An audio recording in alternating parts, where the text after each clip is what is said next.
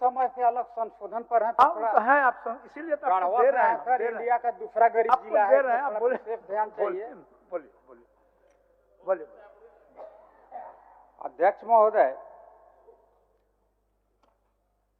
अनुच्छेद 176, 19 वो सब नहीं बोलते हैं, उसमें भी समय चला जाएगा। ठीक, आप बोलिए जैसा आपको अच्छा लगा। और जिन बातों की चर्चा 2 दिनों तक चल रही है लगातार, क्वेश्चन लीक हो गया, सैंक्शन पद घोटाला हो गया, जेपीएससी का अध्यक्ष नहीं है, इसके आगे आगे आगे बढ़ते हैं दीदी, आगे बढ़ते हैं। नगर पंचायत चुनाव नहीं हुआ, मैया सम्मान के तो इतना चर्चा हो गया कि लेने वाले मैया भी लजा जाएंगे।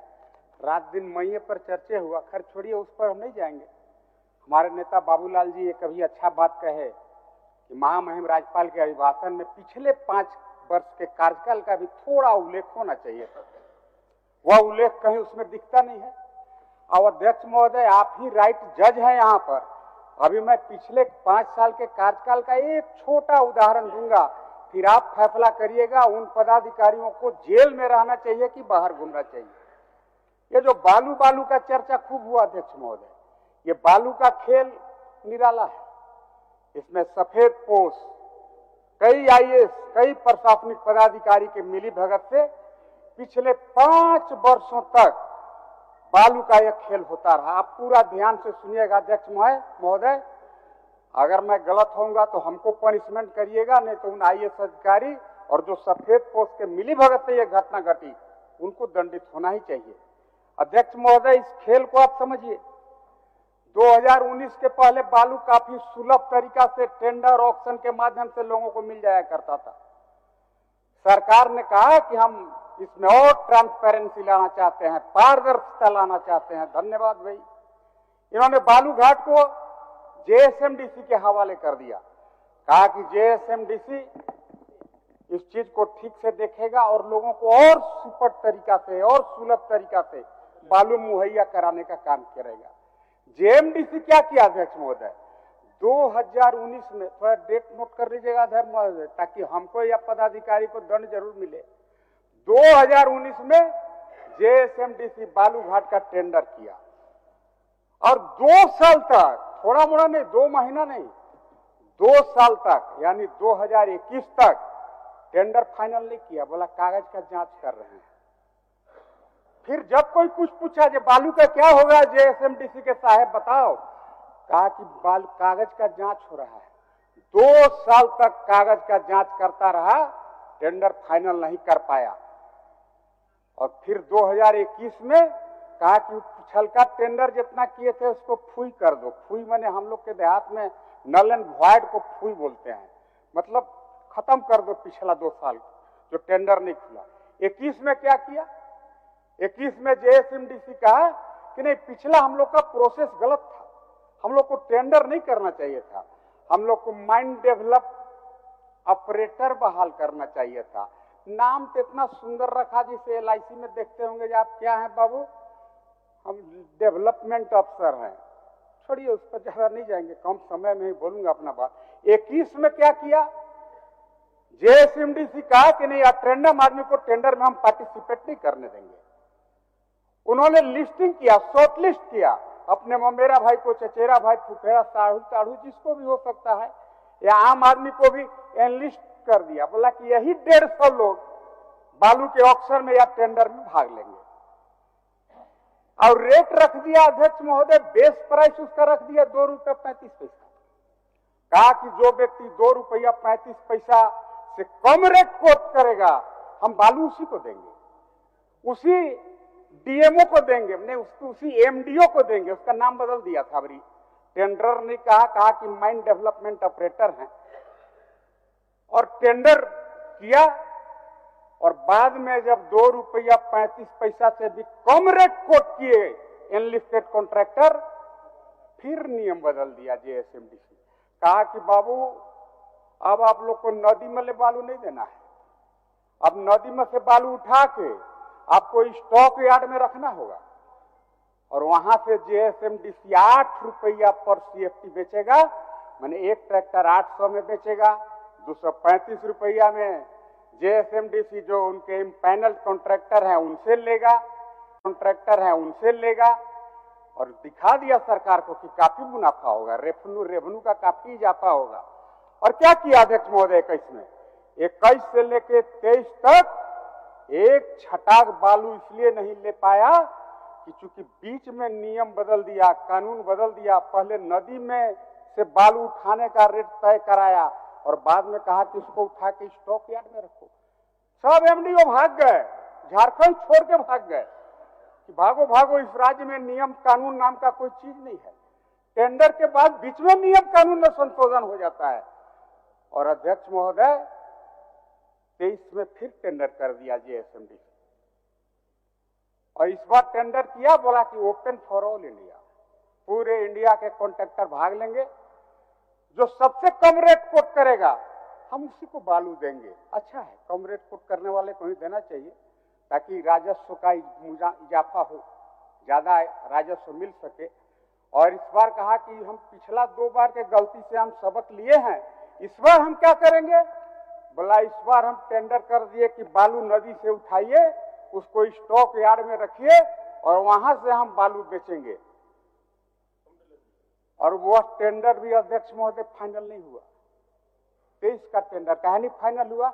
इतना सिक्योरिटी मनी मांग दिया कि जितना के बाबू नहीं उतना के झुंझुना। 1 करोड़ के घाट, बोला 90 लाख सिक्योरिटी जमा करो। 5 साल तक झारखंड के लोग बालू के लिए तरसते रहे और जेएसएमडीसी एंजॉय करता रहा। मैं दावे के साथ कह सकता हूं अध्यक्ष महोदय, इसमें सफेद पोष नेता का उनको संरक्षण प्राप्त था। अगर प्राप्त नहीं था तो इस तरह के 5 साल तक जो पूरे झारखंड की जनता बालू के लिए तरसती रही, उन जेएसएमडीसी के पदाधिकारी पर वर्तमान सरकार क्या कार्रवाई करने का विचार रखती है?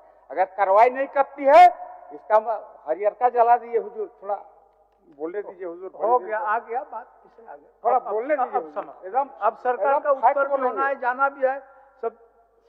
चलिए हम बढ़िया बढ़िया बात बोलेंगे। ठीक है, ठीक है, फिर मौका मिलेगा। अभी 1 महीना सदन है, आज सुन लीजिए। 1 महीना सदन है, अभी चलिएगा, फिर मिलेगा, कल मिलेगा फिर। और हुजूर आज तक जेएसएमडीसी के किसी पदाधिकारी पर कार्रवाई नहीं हुआ, तो आप बताइए उन 5 साल के लिए जिम्मेवार कौन है?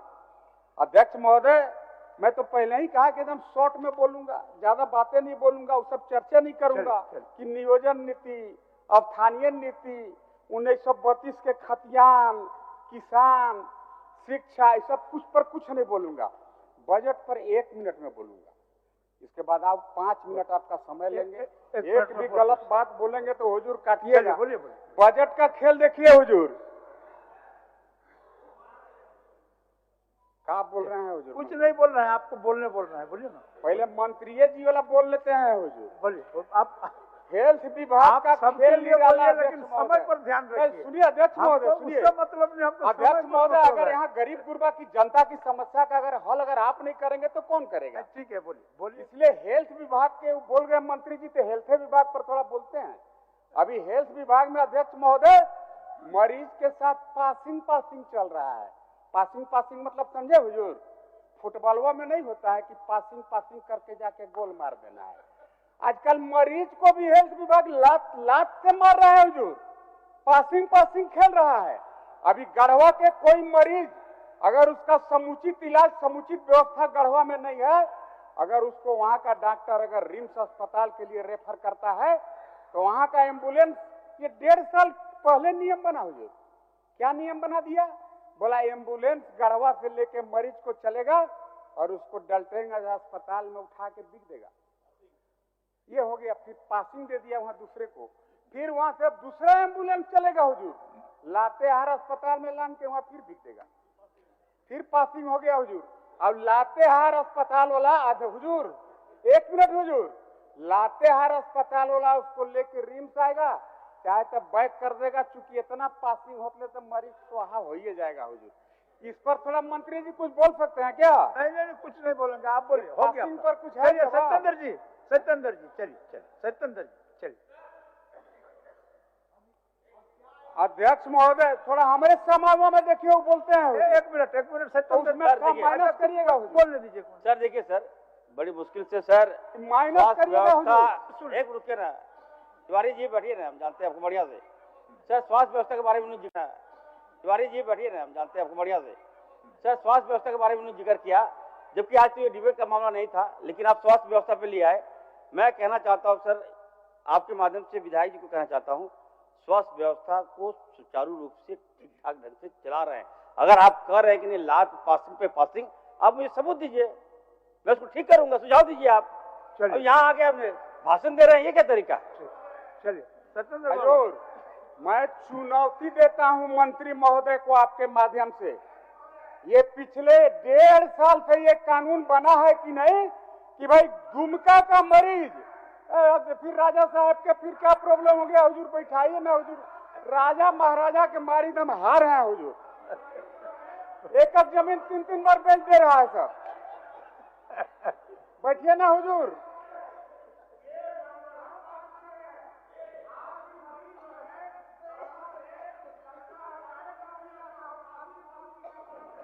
शर्म आना चाहिए इनको। चलिए ठीक है अध्यक्ष महोदय, अध्यक्ष महोदय 1 मिनट नहीं सुना जाए। अब मैं जीवन में कभी असत्य नहीं बोलता हूँ नहीं, ठीक है। और बिना जानकारी के नहीं बोलता हूँ। मैं चुनौती देता हूँ मंत्री जी को कि गढ़वा का पेशेंट सीधे रिम्स में नहीं आता है, वो पासिंग में फंस के जान चला जाता है उसका। और आदरणीय मुख्यमंत्री जी भी दुमका साइड के पता लगाइए, जामताड़ा के मरीज का पता लगाइए कि सीधा रिम्स में नहीं आता है हुजूर, उसको बीच में पासिंग से क्रॉस करना पड़ता है। अरे हम डिबेट नहीं करेंगे माननीय मुख्यमंत्री जी जवाब देंगे भाई, अभी माननीय मुख्यमंत्री जी जवाब देंगे। अध्यक्ष महोदय साहब तो बोलिए। माननीय अध्यक्ष महोदय, मैं सत्येंद्र नाथ तिवारी जी जो बोल रहे हैं, मेरा उन पर ऑब्जेक्शन है। ऑब्जेक्शन ये है कि ये रशियन पास डॉक्टर से ही बात कर रहे हैं। चलिए ठीक, वो तो पासिंग करेगा ही ना। चलिए अध्यक्ष महोदय, चलिए। विश्व में रशिया डेवलप कंट्री है, आप काहे चिंता करते हैं? विश्व में रशिया डेवलप कंट्री है। चलिए बोलिए। अध्यक्ष महोदय, थोड़ा हमारा आदत एक्चुअली डिस्टरबेंस में बोलने का नहीं है, थोड़ा ये पासिंग अगर नहीं होगा अध्यक्ष महोदय, मैं विधायकी से इस्तीफा दे दूंगा। ये सत्येंद्र तिवारी बोल रहा है। मैं चुनौती देता हूं मंत्री को, चुनौती देता हूं, डायरेक्ट गढ़वा के पेशेंट को रिम्स में नहीं लाया जाता है, इसलिए तो मैं बोल रहा हूं कि पास खेल रहे हो। चुनौती देता हूं अध्यक्ष महोदय। छोटे राजा बोलने, फिर हम बोलेंगे सर। नहीं, हो गया उनका बोला हुआ, हो गया आप लोगों का, अब हो गया ना। चलिए सुन लीजिए, चलिए सत्येंद्र बाबू, तो थोड़ा अभी उत्तर होना है सरकार का। 2 मिनट से ज्यादा नहीं बोलेंगे। चलिए 2 मिनट बोल लीजिए, 2 मिनट, ओनली 2 मिनट बोलिए। अभी टेंडर का खेल तो देखिए रहे हैं हुजूर, अखबारों में रोज छप रहा है। टेंडर का खेल निराला है। पिछले 5 साल से एगो मुख्यमंत्री जी के गांव में जाए वाला रोड बन रहा है हुजूर। 124 करोड़ के एस्टीमेट था, 135 करोड़ करवा दिया ठेकेदार और इंजीनियर मिलके, अब 8 करोड़ अलगे से बोनस दे दिया, काम नहीं हुआ। और उसमें जो पार्टिसिपेंट थे, उसमें एक पार्टिसिपेंट को डिस्क्वालीफाई कर दिया, और जिस पार्टिसिपेंट को हुजूर डिस्क्वालीफाई किया, बाद में उसी को, जिस वर्क के अगेंस्ट में उसको डिस्क्वालीफाई किया, बाद में उसी कॉन्ट्रैक्टर को 5 करोड़ रुपया प्राइस एस्केलेशन दे दिया। ये सब जांच का विषय है हुजूर। जब तक लोग सत्ता में रहते हैं, लगता है कि मैं बड़ी होशियार हूं, पैसा चुराऊंगा नहीं बचूंगा, लेकिन ये मोदी की गारंटी है और मोदी का सरकार है, लोग फंस भी जाएंगे। अब सर थोड़ा अगर उसको भी बता देते तो अच्छा था, जो 5 साल तक इस राज्य की जनता को गुमराह किया, होगा हो सकता है आपको भी गुमराह किया हो, थोड़ा उसका भी आंसर दिया जाएगा तो